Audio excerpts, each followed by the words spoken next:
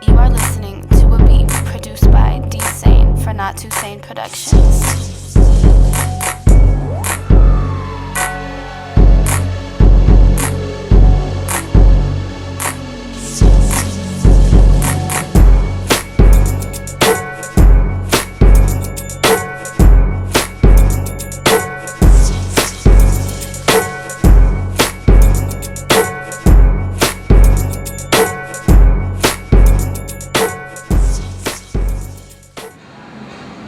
Welcome to ViaVita Cafe, Bellevue, Washington. We're here for the third season, episode 1 of the Gene Dexter Show. Thanks for watching. I was going to do a live piece today, and with all this new technology that Gator's working on and these things that we're exploring, we're not quite there yet, but I'm going to be taping. As part of the first episode, this launch, on a gorgeous day, by the way. I got lucky. I've been promising all winter that I was going to be interviewing someone really special and who I've been wanting to sit down forever with. And I tried to keep all my promises. Arnold Schwarzenegger, he tries to keep his promises too, but hey, I try to keep mine too. What can I say? I don't know why that came up. Anyway, I've got somebody really exactly. I've got somebody really special for you to meet. This is someone who is pretty much a cornerstone, very, very key figure in the Seattle urban music scene. One of the top producers that you would go to if you're trying to put out that quality product. I'm going to pick his brain a little bit, try to learn a little something, try to teach you kids a little something too. Please welcome Mr. D. Sane. How are you, sir? Good. Thank you for having me. Matt, thanks so much for your patience today. I know we've been only working on this for the last hour and a half, trying to figure out the live piece on it. I appreciate it. How was lunch? It was fantastic. It was Thank good? you. Yeah. I may have mentioned it already, but it's ViaVita Cafe. I'm loving what they do here. So I thought, let's make it happen here. So thanks for crossing the lake to see me. Yes, sir. Appreciate it. So there's a lot to talk about, D-Sane. You have been involved with over about 100 records. 150 at this 150 at this point, which is amazing. I know that there's a lot of people out of the Northwest that come to you in your studio, your production, also your record label, street level records that you've had for what, at least 10 years now? 12 years. 12 years. But it's been somewhat in of a hiatus for the past 5 years or so. Okay, until you find something that tickles your fancy. I've just been focusing on the engineering side, the studio recording. Okay. Just focusing on that at this point. Okay. Basically just doing me. Okay, very good, very good. What can you tell me about the very beginning of your career? How did it start? How did you realize that you had this talent for production? What was your discovery? Like a lot of artists, my love of music goes back to when I was a child. I was in the school band. Got into playing drums in junior high. Drumming was my thing, so okay. Which kind of led into me making beats. But I kind of got sidetracked and got into DJing in '88, '89, '90. Yeah. Okay. Actually, still have my original Technique 1200 turntables. 4,000 or 5,000 vinyl records at home. Oh wow. That people don't often see when they come to the studio because they're locked away in a closet, but I still have them. Nice. I used to do mixtapes for people in high school when I was going to Ingram. Actually just did an interview with the Seattle Weekly about mixtapes, the evolution of mixtapes, what they've come from and where they're at now. Not quite sure when that interview is coming out, but it should be a pretty interesting interview. So you started out then mixing and pretty much 1990. So yeah, I pretty much started in 1990 as far as like going from the DJ thing to getting into actually making music and recording. Mm-hmm. Made my first song in the summer of 1990, and then from there just kind of gradually just got my hands on a drum machine, fell in love with the drum machine, MIDI'd up some keyboards to it, learned how to do MIDI, and just kind of started doing my thing. And then we got, I met up with a couple other local artists that, wanted to be rappers. We, put it together and got a 4-track machine and started actually making songs. Wow. Okay. Well, who was your first? Going back to that light bulb, moment for just a moment. Who was the breakthrough? What was the breakthrough, or who was the breakthrough artist that kind of started started the whole Sane brand? Which artist was it, or which project was it that kind of set you? I can't really put my finger on one project. I can just say that I was fortunate enough to be around during the late 80s when hip-hop really started taking off. And, there was Rakim and Ruthless Records and Eazy-E and NWA came around and Too Short. And, there was just all of a sudden just this influx of hip-hop. But a lot of it was, hip-hop had been around, but you started having this West Coast invasion. When I seen the West Coast taking off, I was like, okay, hip-hop's not just for the East Coast kids anymore, it's for the West Coast kids too. Right. And I would say probably Dr. Dre would be my most pivotal figure that I could put a finger on and say, yeah, I think Dre was probably most influential in me in my career. And as a youngster in this game, I think we all start out trying to emulate and imitate people that we like. And I used to try to make beats that sounded just like Dr. Dre when I first started out. And once I remade one of his beats, I'm like, oh, it sounds just like it. Okay, I can do that too. But you have to evolve and come up with your own sound. Yeah, of course. You can't just keep copying. Right. And then as you developed your own sound and your own thing, was there a particular song or a particular project that you worked on that kind of opened up the doors to all of this business and all of these things that happened for you later on? Was there something on the street that just kind of drew attention to what Sane was doing? And if so, who was it? I've been running around here for years. Some people know that, some people don't. Some people think I just popped up out of nowhere with the Full-Time Soldier stuff in '98. I was doing shows at Langston Hughes back in '91, running around the Central District, running around with different people. So some people know me from way back. Some people just kind of heard of me when the FTS stuff, the street level, started making noise out here. But yeah, I think the biggest thing would be the first Full-Time Soldiers record that dropped in '98. Kun Love showed me a lot of love, gave me some real harsh criticism. But I love him for that, because criticism makes people work harder, in my opinion. Right. Definitely. Kun Love from C-Spot. Shout out to cspot.com. cspot.com. Kun Love. Yeah, Kun's always been in my corner, man, and I love him for that. I always have a lot of respect for him. He used to work for, he was writing for the Rap Sheet. Yes. Back at that point. Yes. And they did like a regional roundup, and he had thrown us in there and said, hey, watch out for these Full-Time Soldier guys, street level records. They're kind of making some noise out here. Oh, okay. So that was cool. That was kind of our first national mention. And I just, it's just been an evolution. I've progressed, and okay, the next thing we did was build the studio. Yes. And then went into full overdrive as far as putting out material. Because, I put out the first album in 1998. It did fairly well locally. We got a buzz. Okay, time to drop the second album. We dropped the second one in March of 2000, and that one got us a lot of buzz. That got us on Cube 93 with Tony B. Shout out to Tony B. Love you, man.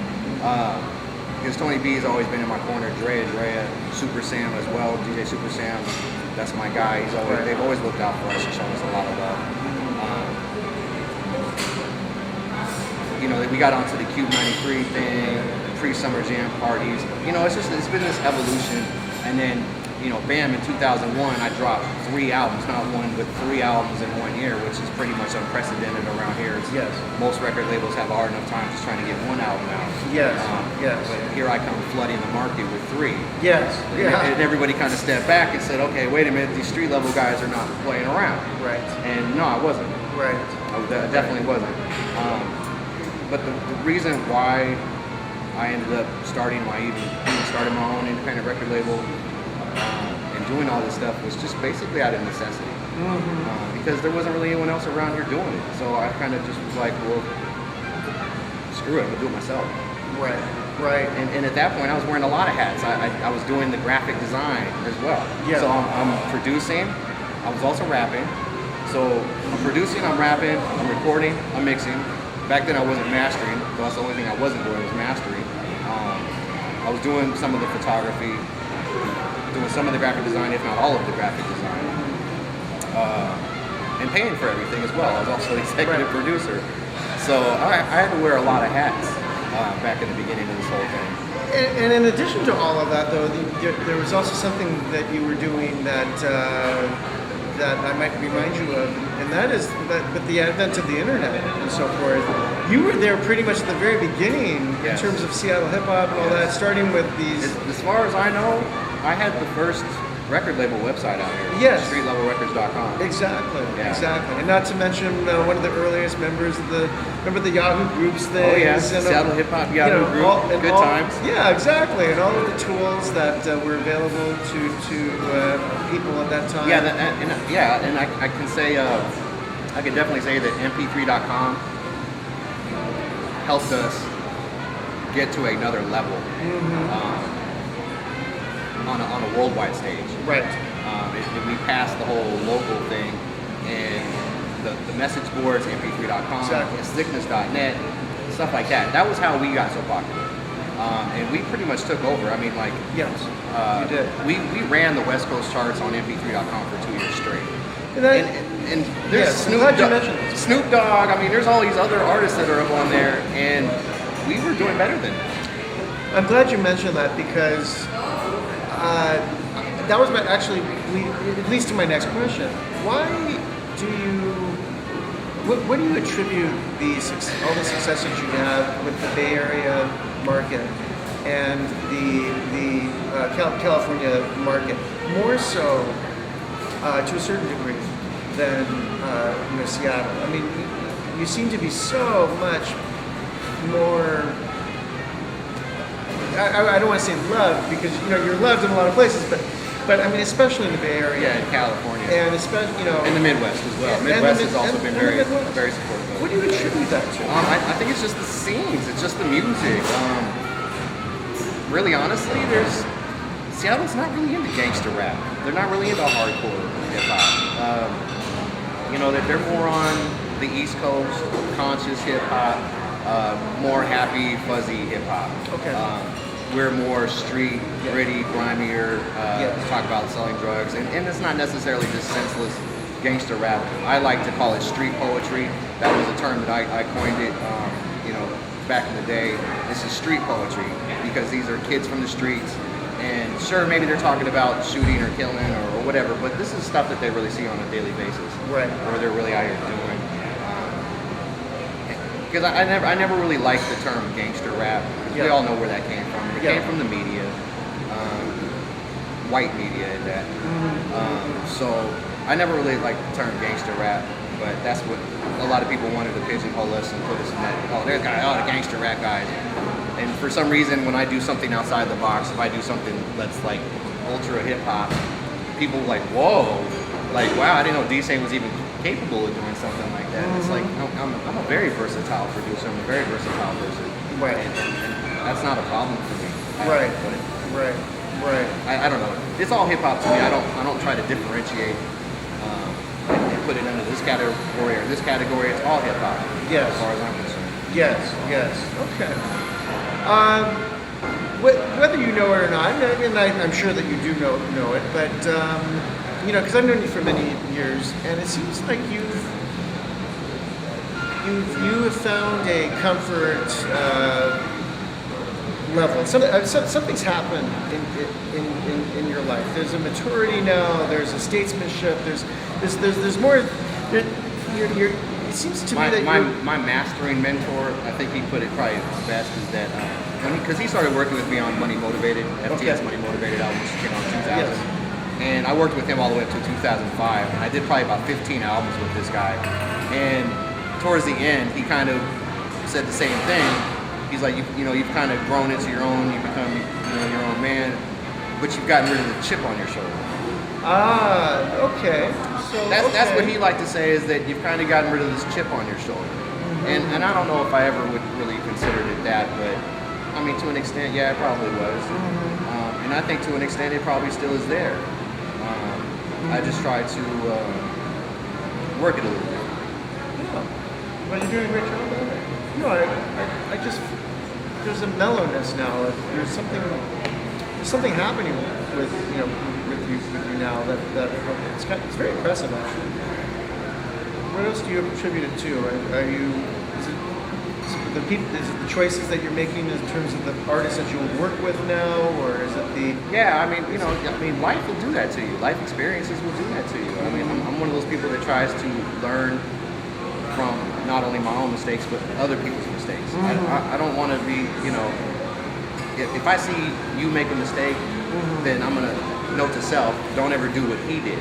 Right. So I like to learn from other people's mistakes as well as my own, and try not to repeat them. So I'm a learner. I like to learn. Nice. And so I've just learned to control myself, or try to just do things differently. You know what I'm saying? And try to find what works and stick with it. Sure. I don't think that'll ever change the fact that I'm an outspoken person, though. Yes. And anyone who knows me knows I'm not going to bite my tongue about just about any subject you might ask me about. Right. Right. Well, that's part of. But that's me. That's D-Sane. That's D-Sane. Yeah, exactly. And that's what we love about D-Sane. So, what do you have on the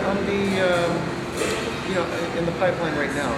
Are there any particular clients or projects? Last time we had this discussion, last year I believe. I think it was November or something like that. Yeah.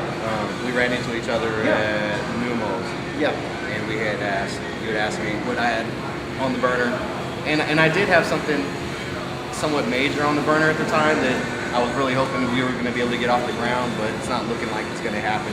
But I had a major Northwest website for the entire Northwest hip hop scene that I wanted to launch. Something along the sickness.net, but for Northwest, because I'm starting to feel like the Northwest is a separatist movement. And I think we kind of have to be, because our music, like there's people that do music here that sounds like music from other regions. Yes. But I think when you get to the core of it, Seattle does have its own sound and is starting to develop its own sound.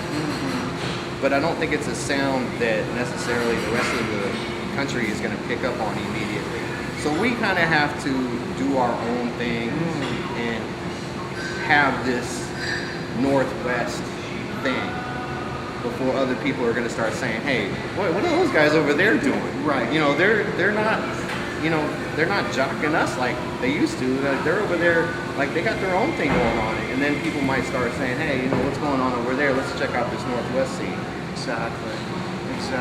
Well, it's sage advice, really. But, I think that would be brilliant. Like I said, I would still like to get this website off the ground. I just don't know if it's feasible at this point. The person I had working on it kind of flaked out on me. Oh, okay. Okay. Which seems to be a recurring theme around Seattle and Seattle hip hop. There's a lot of flakes. Yes. And there's a lot of people. I mean, and generally, I mean, a lot of these people are good people. Yes. You know what I'm saying? It's not that they're jerks. They have lives. They have other things going on, and they mean well. But things just don't happen. Things don't come to fruition. Sure. And I think that's part of another problem out here is people don't understand what it takes to not just do music, but just the business in general. Like, you have to really dedicate yourself, and you have to sacrifice. And you have to sacrifice time with your friends, and going out to the club, and time with your family, time playing Xbox, Xbox. You don't got time to play Xbox. No. None of that when you're trying to run a business or start a business or get out here and really do things. So true. So true.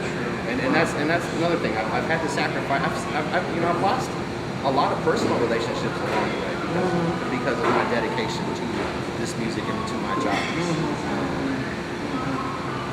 It's a tough thing. It is. It really is. Well, for anybody out there that's trying to reconnect with D-Sane and trying to explore some of these ideas, or maybe even pick up that project, you're pretty heavy with the social networking thing. Can you share some of the ways that people can get at you or communicate with you? Google me. And the addresses? My latest and my focus at this point is Not Too Sane Productions, which is my production company. Not Too Sane. Then that's the number. And that's the number 2, NOT, the number 2, SANE.com. Right. NotTooSane.com. Okay. Is my website. You can hear all types of music that I've worked on. You can look at my discography, current projects. There's links to my Facebook page. Where you can also keep up on the latest projects that I've worked on, and I stay. And that's another thing that I notice with artists around here is they don't stay active. They start a Facebook page, and you go look at their Facebook page, and they haven't posted on it in 6-8 months. Yeah. You know, and that's part of the problem. You got to stay active. You have to keep the engagement going. Keep the engagement going. You got to keep the music coming, and you got to keep engaging people. Exactly. You got to stay out there and stay in people's faces. There you go. And that's the problem. People, they start a MySpace page, they post a few songs, and then they don't ever come back to And they it. abandon it. Or maybe if they do, but they're not doing it the right way. I see. And there's a way to do things, and there's a way to not do things. Right. And I think a lot of people around here are not doing things the right way. Right. They're half-assing, and you're not going to get anywhere half-assing. That's for sure. Well, you heard it right here from D-Sane. So, and you can't forget your Twitter account, even though you have it on complete lockdown. But we can still, I've been thinking about making it public. We can still address you. DSane206 Yes. on Twitter, Yes. DSane206 at Gmail. I'm still streetlevelrecords.com, still got the record label website up and running, I'm still supporting the catalog, still receiving orders. Good. I just sent out a package yesterday. Nice. Nice. Which project? 3 of them. Critical, IK, and Psycho. Nice. And these are albums I put out 5-10 years ago. Nice. To Connecticut. Connecticut. Yeah. Wow. Yeah. There you go. And I had the Japanese. The Japanese were on me real tough for a while there too. And I love the Japanese fans. They're really cool. They like to buy in bulk. They'll buy 100, 200 CDs at a time. Nice.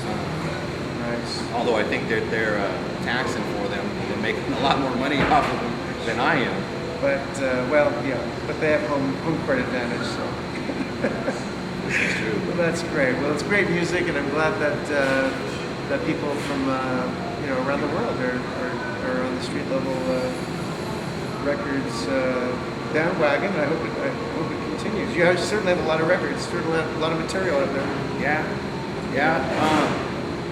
I've been tossing the idea around of doing a new album, a producer album, with hand-picked artists from Seattle. Okay. You want to surprise one or two by mentioning here who you have in mind? No. I really want, I want to work with the cream of the crop artists. Right. And one of the things I love about my job is giving me the opportunity to work with people and listen to their music who I might not otherwise hear. Sure. And okay. I've got quite a few different people in mind. Okay. It's the name brands though, Sure. for the most part. Okay. There's probably not going to be anybody on this project that you go, oh, who's that? It would probably be all people that you know. Some of the known entities from the Northwest. And then, of course, if I do decide to do that, it will be a Street Level Records release. Sure. And I'll, of course, push it, like any other album I've ever pushed. The way D-Sane does it. Yes, sir. Exactly. Wonderful. Wonderful. Well, this is great. Well, I'm so glad that we were finally able to get together. I know I was talking about this all winter. I knew spring and summer were coming eventually. Here we are. I don't know. They're saying we just had the worst weather in Northwest history the past few months. Yeah, it's very, very true. But The gods have smiled on us today and gave us it's sunshine. very, very much smiled on us, and I'm so happy we were able to finally get this in. Really, all the best to you on the project, the website. Hopefully, that you'll be able to get some things going with that. And yeah, we really look forward to see what the next 10, 12 years bring. You know, see what's Should up. be interesting. Absolutely. Well, check him out. You heard it. You heard how to get a hold of him. NotJustSane.com. There you go. It's Or you D-Sane. can just Google D-Sane. I'll pop up. And he'll Top pop of up. the list. Yeah, you sure will. Well, thanks so much for viewing today. And again, this was episode 1 of the 3rd season. I'm going to try to get back live, but until then, check us out on YouTube, youtube.com/Gene Dexter, GeneDexterShow.com, or at your favorite venue, red carpet, or whatever else we got going out there. Just come holler at me. All right, thanks very much, and big shout out to Gator, my producer. Talk to you later. Bye now.